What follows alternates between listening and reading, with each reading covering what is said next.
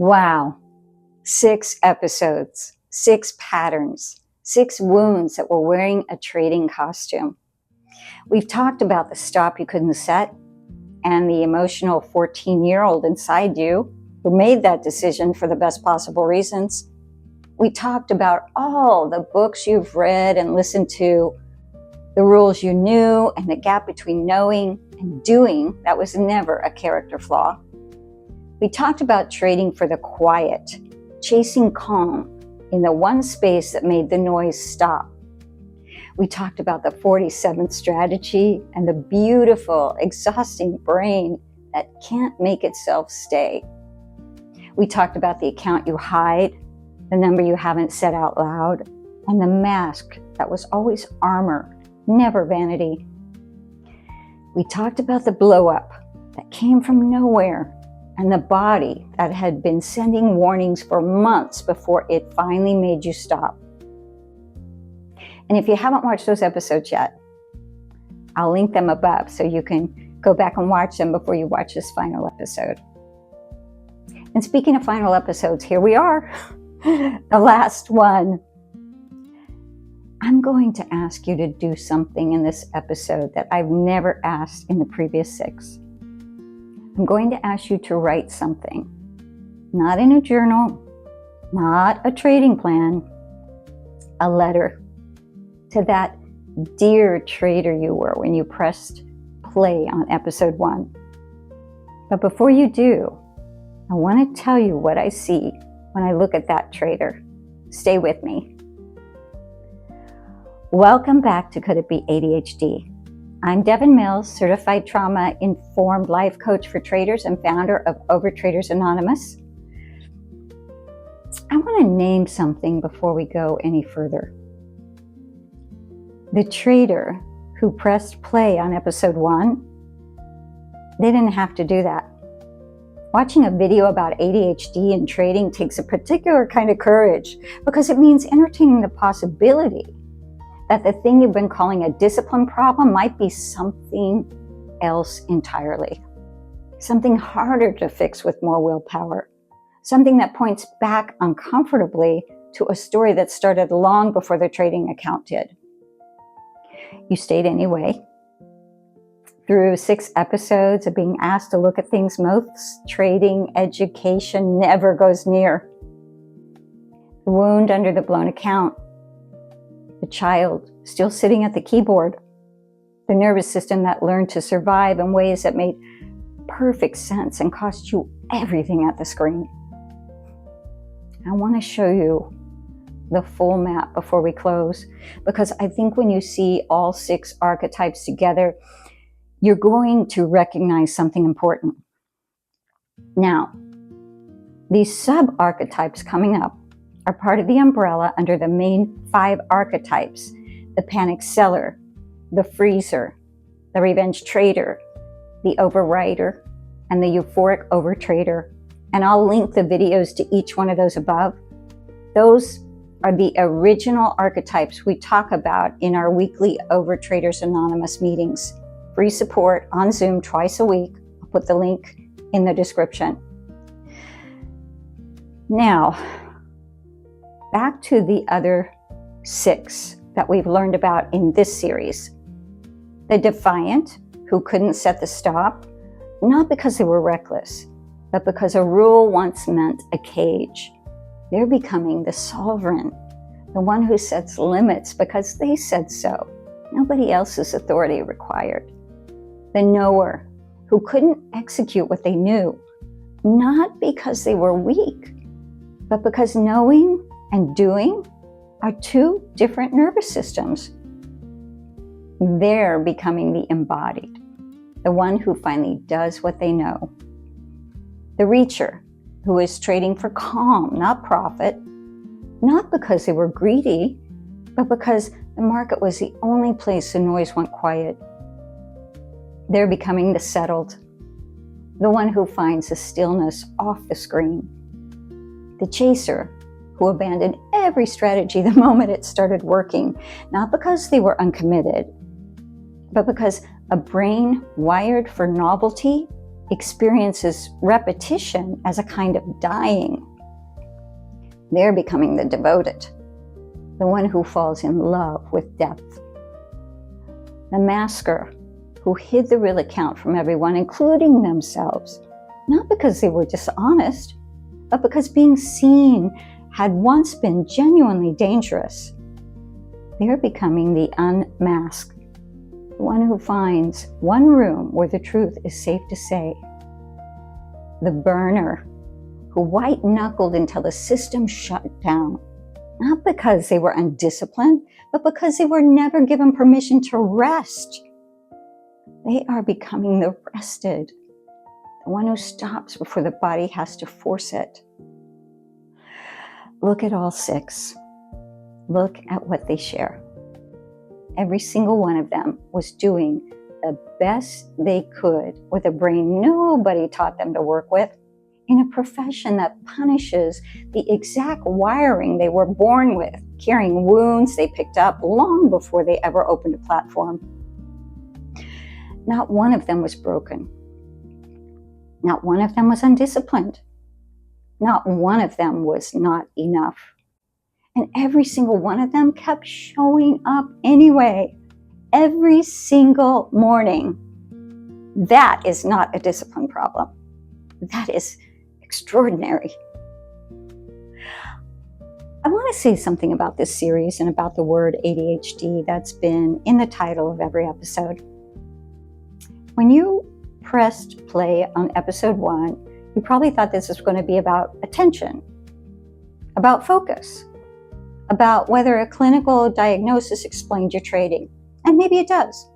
Maybe somewhere in these 7 episodes you recognize something so clearly that you've already made an appointment with someone who can actually assess you properly. If so, good for you. That assessment matters. That support matters. Go get it. But here's what I actually believe this series was about. It wasn't so much about ADHD. It was about recognition. The moment someone finally holds up a mirror and says, I see the pattern you've been living in. I see the wiring underneath it. And I see the wound even further underneath that. And then says, well, none of it makes you broken. All of it makes sense. And there is a way through. That's what every episode was reaching for. Not a diagnosis, a doorway. And here's the turn I want to leave you with. The one I think is the real head fake of this whole series. You didn't watch 7 episodes about what might be wrong with you. You spent 7 episodes being shown everything that is right about you. The defiance that costs you at the desk, that's sovereignty that hasn't found its right expression yet. The novelty seeking that breaks every strategy, that's a creative, fast pattern-finding brain that trading doesn't fully deserve. The reaching for the quiet, well, that's a person who needed peace and kept finding ways to get there, even imperfect ways, even expensive ways. The mask, that's someone who survived something real and built something real to get through it. The burning, well, that's devotion and commitment at a level most people will never understand. Pointed in the wrong direction, but real. Before I ask you to write your letter, I want to read mine. Oh my God, I hope I can get through this. To the trader I was when I started this series. I see you sitting there with the real numbers, the ones you haven't told anyone, the losses that added up to something you still can't say out loud in certain rooms. I see the books on the shelf, hundreds and hours of podcasts. Every disciplined pledge made on a Sunday night that dissolved by Tuesday morning. And the quiet, relentless shame of knowing exactly what to do and doing something else anyway. I see the morning you sat in front of the podcast about ADHD and had to keep stopping it, not to take notes, just to breathe. because someone was describing one by one the things you had spent your entire life believing were character flaws. Gosh, darn it. Well, I want to tell you something that nobody told me for a very long time.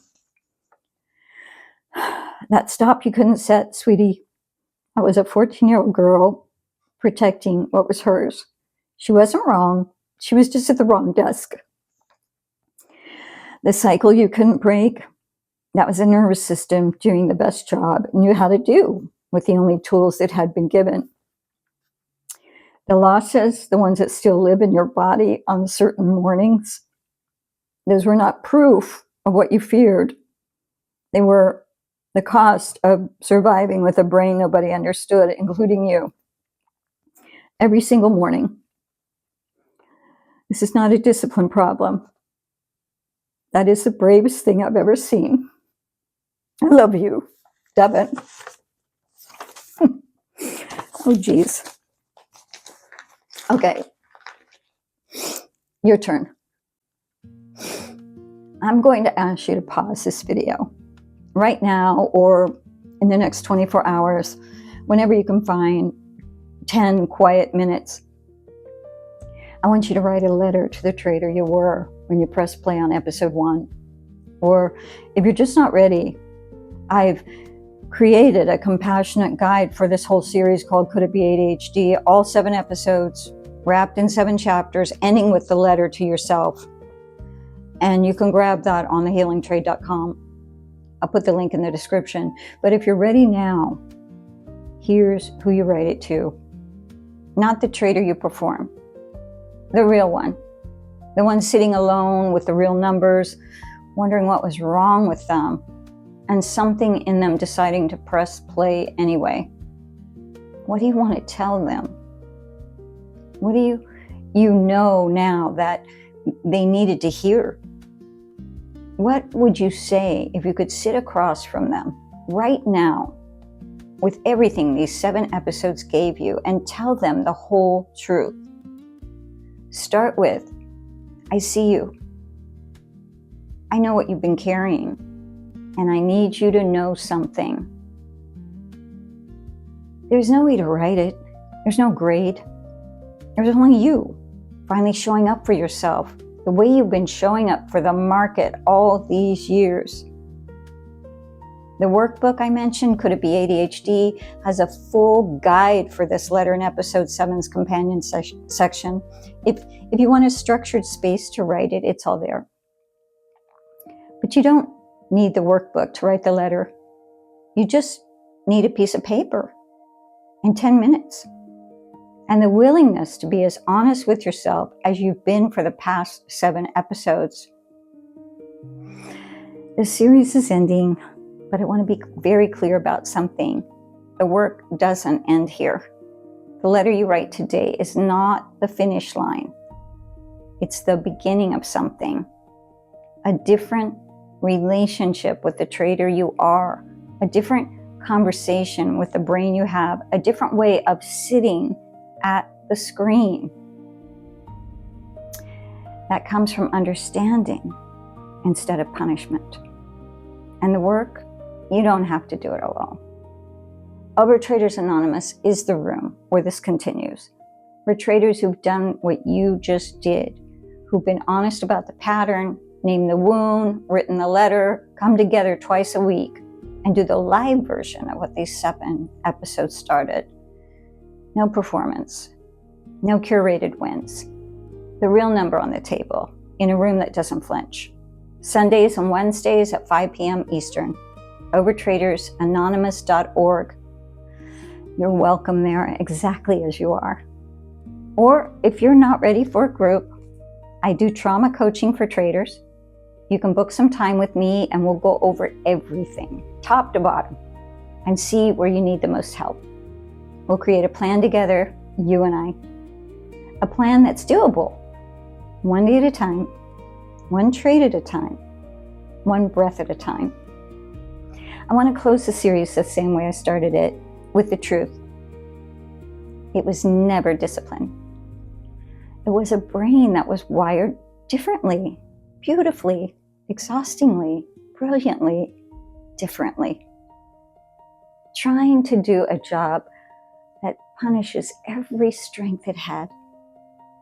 It was a child who kept getting up, and an adult who kept showing up at the screen, and a trader who pressed play on a series about ADHD one morning and stayed for 7 episodes. That trader has always been enough. They always will be. I'm Devin Mills, certified trauma-informed life coach for traders and founder of Overtraders Anonymous. Thank you for being here. If you got something out of this, please tell me in the comments below. And please subscribe and like the video, because this is only the beginning. I promise you there are many more series, videos, shows to come.